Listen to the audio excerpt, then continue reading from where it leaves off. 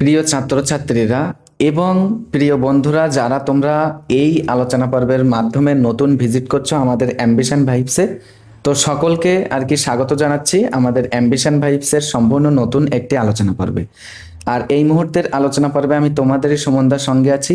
তো আজকের এই আলোচনা পর্বে আমরা যে টপিক নিয়ে এগিয়ে যাব, আমি আশা করি তোমরা প্রত্যেকেই হয়তো জেনে গিয়েছো বা বুঝে ফেলেছো যে আজকের এই আলোচনা পর্বে আমরা কি ধরনের কথাবার্তা বলতে পারি। আমরা এমন একটা দেশে বাস করছি, ইন্ডিয়া তথা ভারতবর্ষ, এমন একটা দেশ, বৈচিত্র্যময় একটি দেশ। গোটা পৃথিবীতে যত ধরনের সংস্কৃতির আর কি উপস্থিতি আছে, গোটা পৃথিবীতে যত ধরনের ধর্মের মানুষ আছে, গোটা পৃথিবীতে যেমন রঙের মানুষ আছে, আমি মনে করি ভারতবর্ষ এমন একটি দেশ। এই একটা ভূখণ্ডে কিন্তু সমস্ত রকমের সংস্কৃতি, সমস্ত রকমের রঙের মানুষ, সমস্ত রকমের ভাবধারার মানুষ কিন্তু এখানে বাস করে। তো ব্যক্তিগতভাবে আমি মনে করি যে হয়তোবা আমরা কোথাও না কোথাও সৌভাগ্যবান, তাই কিন্তু আমাদেরকে স্রষ্টা হয়তো এই ভারতীয় ভূখণ্ডে আমাদেরকে কিন্তু রেখেছেন।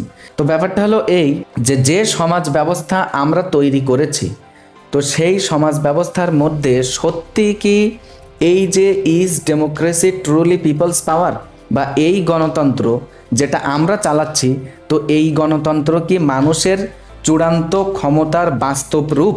তো আমরা জানি কি এই যে কোর আইডিয়া অফ ডেমোক্রেসি, যেখানে বলা হচ্ছে যে government of the people, by the people, for the people, বলেছিলেন কে? এই বিখ্যাত মূল্যবান কথাটি অ্যাব্রাহাম লিঙ্কন, যার বাংলা অর্থ দাঁড়ায় গণতান্ত্রিক সমাজ ব্যবস্থার মধ্যে সরকার হবে জনগণের সরকার, জনগণের দ্বারা সরকার এবং জনগণের জন্যেই সরকার। যখন মনে করো একজন এমপি বা আমরা একটা এমএলএকে কি করছি? ভোট প্রদান করছি। তো সেই ভোট প্রদান করছি কেন? কারণ আমাদের দ্বারা কিন্তু প্রত্যেকটা মানুষকে, যখন পার্লামেন্টে আইন প্রণয়ন করা হবে বা নতুন একটা আইন পাশ করা হবে, তখন এই এমএলএ বা এমপি এরা কি করবে? যে জনগণের হয়ে কিন্তু তারা মতামত প্রদান করবে সেই আইনের পক্ষে অথবা বিপক্ষে। এখন মজার ব্যাপারটা হচ্ছে এই দ্বিতীয় নাম্বার পয়েন্টে দেখো আমি রেখেছি যে পার্টি সুইচিং রিয়েলিটি। তো একটা মনে করো এখানে এ একটি দল এবং বি আর একটি দল। তো কোনো মানুষ হয়তো এ নামক দলকে পছন্দ করে সি নামক একটা এমপিকে সে নির্বাচন দিয়েছে। আচ্ছা, আবার কোনো মানুষ মনে করো এই বি নামক পার্টিকে দেখে সে বা তারা মনে করো এই ডি নামক একজন এমপিকে নির্বাচন করে নির্বাচনের মাধ্যমে কিন্তু জিতিয়ে পার্লামেন্টে নিয়ে গিয়েছে। কারণ যে এই সি অথবা ডি, এই দুজন এমপি বা এই এমপি কি করবে বা এমএলএ কি করবে? এই সাধারণ জনগণের যে কথা, সেই কথাটা পার্লামেন্টে পৌঁছে দেবে। আমি কিন্তু এখানে নির্দিষ্ট কোনো রাজনৈতিক দলকে কিন্তু লক্ষ্য করে কথাগুলো বলছি না, প্রত্যেকটা মানুষের উদ্দেশ্যেই কিন্তু আমি কথাগুলো বলছি। কারণ তোমরা যদি আর কি বিভিন্ন রিপোর্টের ডেটা বার করো, তোমরা শুধু একটুখানি ক্যালকুলেশন করে দেখো যে স্বাধীনতার পরবর্তীকালে যখনই ইলেকশন হয়েছে, তাই যে কোনো আর কি আমাদের রাজ্যে হোক অথবা গোটা দেশে হোক, যখনই ইলেকশন হয়েছে, এই ইলেকশনকে সামনে রেখে মানুষকে খুন করেছে কতটা। এটা কিন্তু আমি তোমাদেরকে একটু ভাবতে বলছি। আমরা কিন্তু পরবর্তীতে এটা আইন প্রণয়ন করে নিয়েছি কি, যে পার্টি সুইচিং, অর্থাৎ সাধারণ মানুষের ভোট নিয়ে সে ভোটে জেতার পর সেই এমপি বা এমএলএ অথবা সাধারণ পঞ্চায়েত স্তরের আর কি মেম্বার, প্রধান বলো না কেন, তিনি যদি মনে করেন তাহলে তিনি কিন্তু অন্য পার্টিতে নিজেকে কি করতে পারেন? সেটেল করতে পারেন, অন্য পার্টিতে তিনি কিন্তু জয়েন করতে পারেন। তাহলে এই জায়গাটা যদি আমরা একটু বিচার করে দেখি, একদল মানুষ এ নামক পার্টিকে ভালোবাসতো, আর একদল মানুষ বি নামক পার্টিকে ভালোবাসতো। তো মনে করো এই ডি চলে গেল এই এতে, আর সি চলে আসলো কোথায়? এই বিতে চলে আসলো। তাহলে এই যে মানুষগুলো পার্টিকে ভালোবেসে ভোট প্রদান করলো, তাদের এখন কি হলো? বা তাদের মতামতের যে একটা মূল্য, সেই মূল্যটা কি সত্যি রাখা হলো? আচ্ছা, এটা আমি একটু ভাববার জন্য অনুরোধ করছি। প্রকৃষ্ট উদাহরণ দেখো, 1 নম্বরে জ্যোতিরাদিত্য সিন্ধিয়া, ইনি কিন্তু মধ্যপ্রদেশের একজন প্রভাবশালী আর কি নেতা, যিনি কংগ্রেস দল ত্যাগ করে কিন্তু অন্য পার্টিতে জয়েন করেছিলেন। দ্বিতীয়ত দেখো এখানে হেমন্ত বিশ্ব শর্মা, যিনি কিন্তু অসমের আর কি একজন প্রভাবশালী নেতা। তারপরে দেখো এখানে নারায়ণ রানে, তিনি কিন্তু মহারাষ্ট্রের একজন প্রভাবশালী নেতা, তিনিও কিন্তু একাধিকবার দল পরিবর্তন করেছিলেন। এবং সর্বশেষ যদি আমাকে আমাদেরই উদাহরণ দিতে হয় তাহলে এটা বলবো যে আমাদের বাংলাতে দেখো শুভেন্দু অধিকারী, যিনি আগে একটা দলে ছিলেন, বর্তমানে তিনি আর একটা দলে কিন্তু সেটেলড করে নিয়েছেন নিজেকে। এই মানুষগুলো শুধু নয়, আরও কিন্তু উদাহরণ আছে, কিন্তু আমি যদি লিখতে থাকি তা আর অন্য কিছু লেখার জায়গা কিন্তু বোর্ডে থাকবে না, তাই আমি লিখিনি। তো ব্যাপারটা হলো এই যে এই মানুষগুলোকে যে সমস্ত নাগরিক বা যে সমস্ত ভোটার একটা দলকে ভালোবেসে ভোট প্রদান করেছিলেন, আর এনারা পরবর্তীতে সেই ভোটার্সদের মতামতকে একপাশে রেখে নিজের সিদ্ধান্তকেই প্রাধান্য দিয়ে তিনি অন্য দলকে বেছে নিয়েছেন, তাহলে ওই ভোটার্সদের যে মতামত, সেই মতামতের আর কি মূল্যটা কোথায় গেল? যাদের নাম ডিলেটেড অথবা যারা আন্ডার অ্যাডজুডিকেশনে আছে, তারা কিন্তু তাদের যে গণতান্ত্রিক অধিকার সেটা কিন্তু তারা, অর্থাৎ সেখান থেকে তারা কিন্তু বঞ্চিত হলো। আচ্ছা, বঞ্চিত হলো বিষয়টা কিন্তু এটা না।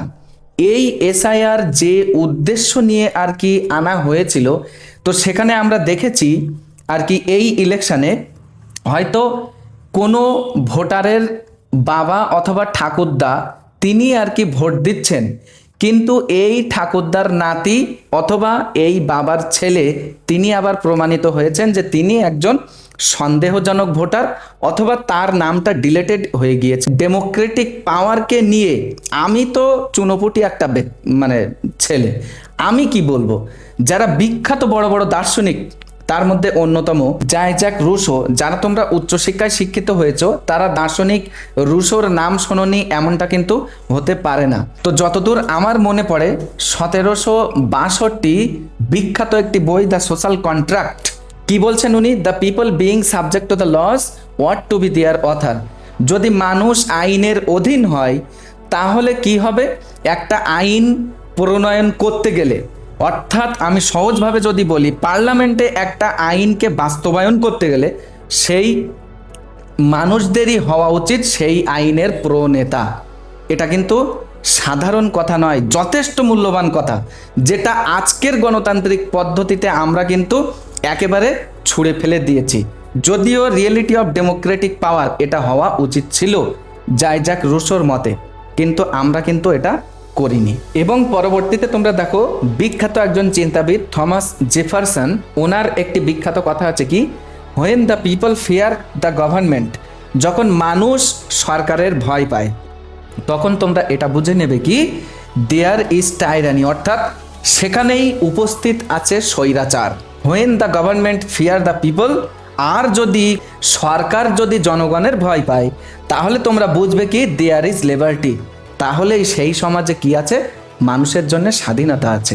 তোমাদেরকে একটাবার একেবারে শেষ পর্যায়ে এসে আমি একটাবার অনুরোধ করব, একটাবার তোমরা ভেবে দেখো, যে ইলেকশন নামক মহা উৎসবকে আমরা সামনে রেখে মানুষে মানুষে এতটা বিভেদ, একটা মানুষ আর একটা মানুষকে সে ধর্মীয় ভিত্তিতে, সে সংস্কৃতির ভিত্তিতে, সেই ইতিহাসে পড়া মনে করো চামড়ার রঙের ভিত্তিতে একটা মানুষ আর একটা মানুষকে যেমন ঘৃণা করত, আজকের ভারতীয় সমাজ ব্যবস্থার মধ্যে আমরা, এটা আমি কোনো অথরিটিকে বলছি না, ধর্মের ভিত্তিতে যদি আর একটা মানুষকে ঘৃণা করে থাকে, যদি আজকের মানুষ সে যদি তার সামাজিক অবস্থান অনুযায়ী যদি আর একটা মানুষকে ঘৃণা করে থাকে, তাহলে এর জন্য কিন্তু আজকে আমরা দায়ী, এর জন্য কোনো নেতা কিন্তু দায়ী নয়।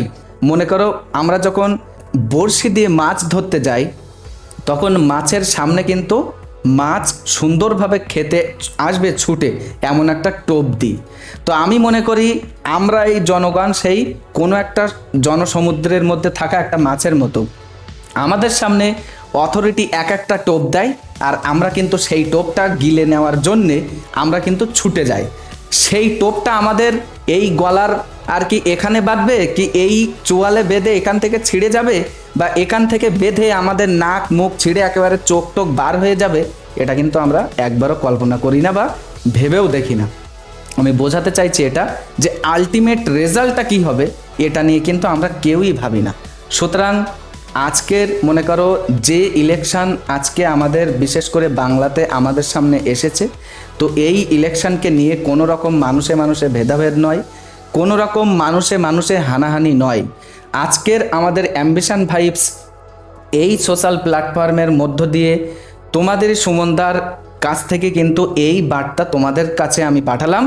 তোমাদের উচিত হবে তোমরা যে জায়গাতেই অবস্থিত আছো বা যে সেক্টরেই তোমরা কাজ করো না কেন, তোমাদের আশপাশের মানুষের কাছে এই বার্তাটা পৌঁছে দেওয়া।